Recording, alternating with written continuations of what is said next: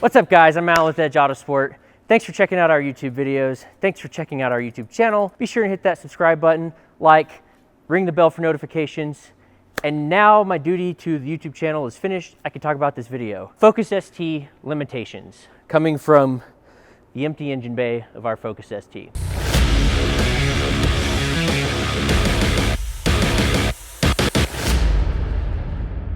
I wanted to bring this up because I get a lot of questions and I see a lot of stuff on Facebook of people talking about their goals and where they want to be. And so I just wanted to give you guys an idea of what's realistically possible with the Focus ST with different setups and different points that you're going to reach where you're going to have to mod to get past or mod to get to. We'll start at the bottom. You've bought a Focus ST. The first limit that you're going to reach, women.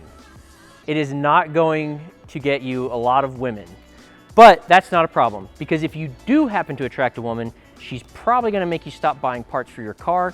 This will be unnecessary for you to watch, and you don't need that kind of negativity in your life. As you mod your Focus ST with the stock turbo, the first thing you're going to run into is the stock turbo limitation, and that's right here. 300 horsepower. I guess I should put a legend there. This is the limits that you're going to hit, so we'll put that. This is your horsepower limits here and the limits that you will reach at that horsepower. So the first one is 300 horsepower stock turbo. You're not gonna really be able to get past that on a stock turbo without something like nitrous, which is cheating in this case. So we're gonna say stock turbo unassisted from other power adders like nitrous. So this is your stock turbo limit at 300 horsepower. To get to that point, you're gonna need some bolt-ons and you're gonna need higher octane, like ethanol blend or race gas. We typically go with a 30% blend on these cars because 30% is enough to get you well past the knock limit, get you to MBT on this car, and it's the minimum of being able to not start to affect fuel headroom, which is the next limit that we'll get to in a second. If you're not running an ethanol blend, you probably won't be able to get to the stock turbo limit. You're going to probably be limited lower down here around the 270 to 280 horsepower range. That's typically the most that you'll see on a pump gas car. And the ethanol or race gas is just going to allow you to run more aggressive timing, get more power out of it, and also do it more safely. The turbo itself is what's running out at 300 horsepower. It will not go further. Somewhere in between the 300 and the 375 that I have here is going to be several other larger turbo upgrades, but I've already talked about turbo upgrades in another video. I'll be sure and link that in the description. A couple other videos actually that you can go check out and watch and see some of the information that I post about turbos and fueling upgrades for the Focus ST. So speaking of fuel, this limit here, 375, that is the fuel system limitation for the Focus ST. So the fuel system you're gonna find is gonna be limited depending on the car to plus or minus 370. I've seen some cars go to 380, some cars are at 360. It's gonna depend on the turbo you're running, the boost that you're running, and the type of fuel that you're running. Ethanol is obviously gonna bring down the fuel limit because it requires more fuel when you're running ethanol. With a E30 blend, you're at about 10 to 13% more ethanol, and the higher you go, you just keep requiring more fuel. So this is where the stock fuel system is going to stop allowing you to make more power. This is a limit of both the factory high pressure fuel pump and the factory injectors. There's just not enough volume for you to continue making power past this point. You can squeeze a little bit more out of it if you were to run water meth injection to help supplement some of the fuel. The next thing to get past that, the mods you're gonna need are going to be aux fuel. Now, this is assuming that you're already running a turbo that's capable of reaching this point. That brings me back to some of the other videos that I've done that you should check out where it talks about maximizing the power band for given turbos, because if you never intend to upgrade your fuel system, you don't want a turbo that's capable of 550 horsepower because it's gonna have a teen 90 power band. You're gonna want something that's gonna spool quick and make the most out of the factory fuel system, maybe have a little bit room to grow so that you're not completely maxing out a turbo, but still be able to make the most of the power band at that limit. Now, the next limit is brought to you by Extreme DI and their high pressure fuel pump. XDI, with the Extreme DI high pressure fuel pump, if you were to just upgrade the fuel pump only, it has been shown that you can get to around 450 horsepower with an ethanol blend on the stock injectors even. That's probably pushing it to the absolute max, but it can be done. I myself have seen personally a car make 320 on it was an EFR 6758, I believe, with just the XDI high pressure fuel pump upgrade and an E50 blend. We were able to get it to 420 wheel horsepower, and it was about the same foot-pound of torque. I'll throw the graph up here right now. So with just the pump only, you can get past this fuel limit. So that is going to be an excellent mod if you have a turbo that's capable of low 400s and you want a little bit more than what the stock fuel system can allow for, but you don't want to go to the complications of running aux fuel, which involves wiring in injectors and a new controller, tuning a separate controller. There's a lot of things that are involved in aux fuel. This is a bolt-on application that can be tuned through the stock ECU and is therefore more reliable, and I think it's a better option personally. Up from that, we have 500 horsepower. So at 500 horsepower, there are actually a couple of different limitations that come into play, and it depends on a few different things, like pretty much everything does. One of the limits, I'll stick that over here, as it is the most popular turbo upgrade for the Focus ST, it deserves a mention. ATP turbos, I have yet to see one go past 500 wheel horsepower, or if it did, it was only ever so slightly past 500 horsepower. The HP turbo kits seem to be limited around here due to the way the wastegate is designed. You're going to end up with a lot of back pressure in the turbine housing, makes it hard for the turbo to continue making boosts or making power efficiently, and that has to do with the way the wastegate is designed. Now, if you've seen on these turbos, you have the flange and it goes like this down to the turbo with exhaust gas going in that direction, and then the wastegate is like that. So it is not in the direction of flow. This causes a lot of turbulence right here, and that's where you get the back pressure, and that's where, that I believe is what causes this limit for the ATP turbos. The ATP turbos are also, when you go with the bigger turbos, tend to be much slower to spool. You can get a little bit faster spool out of like a CPE atmosphere kit or precision turbo kit or EFR turbo kit. So 500, that's gonna be a turbo limitation for you guys that are running ATP turbos. So when picking an ATP turbo for your car, I suggest picking one that is good to 500, maybe a little bit past. That is pretty much where you're gonna be limited anyways. So if you try to do like a 650, 700 horsepower capable ATP bolt-on turbo, you're still gonna be at 500 horsepower with a small power band.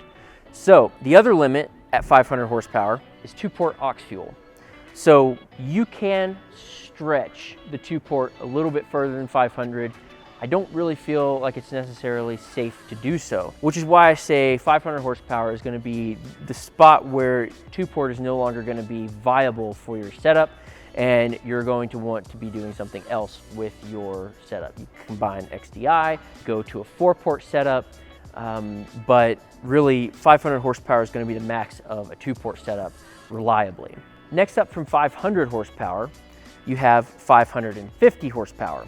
And that is where your low pressure fuel pump becomes a problem. LPFP, low pressure fuel pump, not to be confused with HPFP, high pressure fuel pump. The LPFP is going to start to give out at 550 horsepower, the stock LPFP, which is why above that mark, you're doing full on fuel system upgrades, surge tank, 4-port injection. Oh, the other thing is XDI has injectors now. You can get which I believe are, I think they're roughly 30% more than stock. So we have the XDI injectors are also going to fall in. So if you have both the XDI fuel pump and the that's not a P, that's a D, XDI injectors, then according to XDI and some of the testing that's been done, you can get to this 550 horsepower. And you can also do it on E85, like full E85, which is pretty cool. A lot of people choose not to run full E85 on the Focus platform because of the fuel system limitations. So even when you're combining 2-port aux or 4-port aux with an ethanol blend, you're still cutting down fuel headroom, and so that's why people tend to go with an E50 blend when they have an aux fuel upgrade, like the 2-port or the 4-port, or even the XDI pump by itself. You'll end up running an E50 blend. The time to go fully 85, it can be done with the stock low pressure pump as long as you're kind of staying below this. But as you're trying to approach this 550 on the stock pump, that's where you're gonna be really pushing that stock low pressure pump, and you really should have an upgrade. And unfortunately, there aren't any direct bolt-in upgrades for a high pressure pump on the Focus ST. There may be some ways to kind of shoehorn one in there. It's not ideal. The best thing to do in this case is a surge tank, where you use the stock pump to lift fuel to the surge tank, and then you have a massive Walbro 450 or 2 Walbro 450s or whatever in the surge tank that push fuel to the engine and supply your high pressure system and your low pressure system with the 2-port or the 4-port. 550 is going to be the limit for the low pressure pump, and it's also the limit for the XDI pump and injectors combined. And above that, you're really getting into some pretty exotic stuff. Like going above 550, you're really getting out of what would be considered a daily driver type car.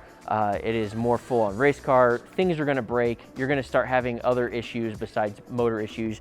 You should be built by then, by the way. I guess I should put motor limits on here too while I'm thinking about it. Your stock motor limit is kind of in this range.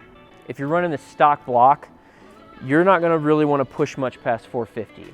The accepted norm is about 375 foot-pounds of torque, maybe 380 foot-pounds of torque. So where your fuel system maxes out, that's a good place to say, okay, I'm gonna leave the stock block happy at this power level. I've seen motors safely pushed past that and live for a long time. Like I've got plenty of customers that are running in the lower 400s and in some cases the mid 400s on a Focus ST with a stock block. And it really just kind of comes into how you tune the car. I'm not pushing things to the max, keeping things happy, if you will. And they have adequate fuel systems, they have adequate turbos, and we're not just obliterating the block with all the boost that the turbo can push. And that's where you get the car to live longer. And so you can push up to the 450. There have been guys that have pushed much higher, and they have lasted much shorter amounts of time.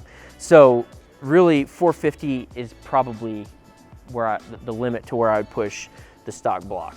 So I'll write that on here. Stock block, 450, 375 to 450. That's gonna bring me to the end of what I was trying to accomplish with this video. There is definitely potential to make more than 550 horsepower on this platform. We've hit 637 with this car, and it's definitely a doable thing for even the average modder to get to. It just requires the right parts.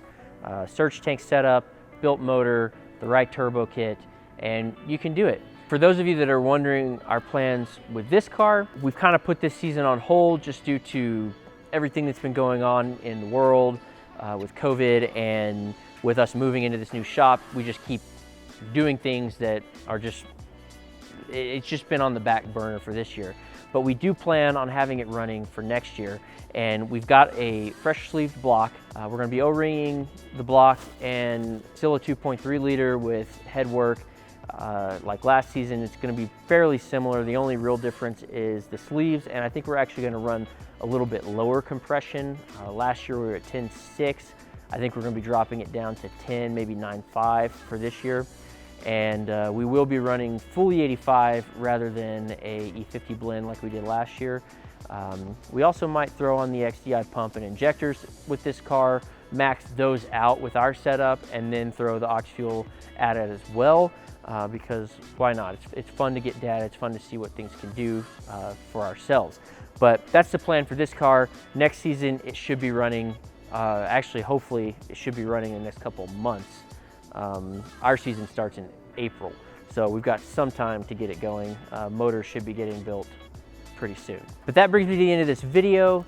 I really hope you guys enjoy the content. I hope this has been helpful for some of you. If you have questions, post them in the comments.